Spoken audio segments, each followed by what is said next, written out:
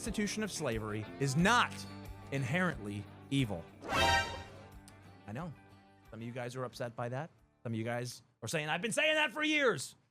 Okay, I'll take it a step further. It is not inherently evil to own another human being. Despite what anyone would tell you, this idea that there was ever such thing as a good slave master is honestly nonsense in my opinion.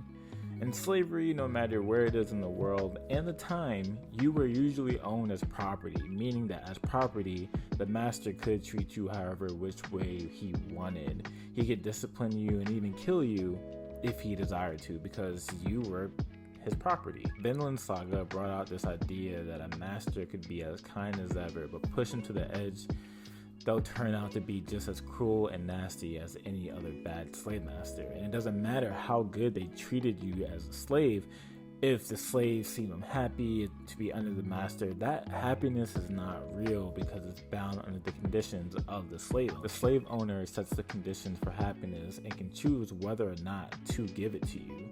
To be a slave means you have no autonomy over yourself, but you serve the one who has bought you without guarantee of being treated like you are someone.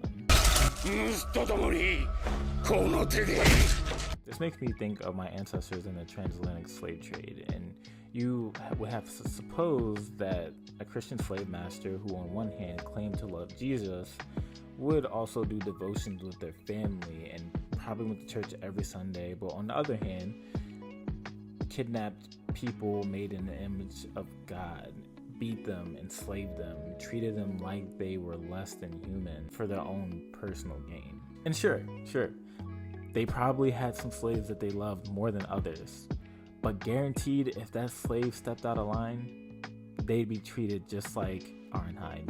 This goes against Jesus' biblical command of loving your neighbor as yourself.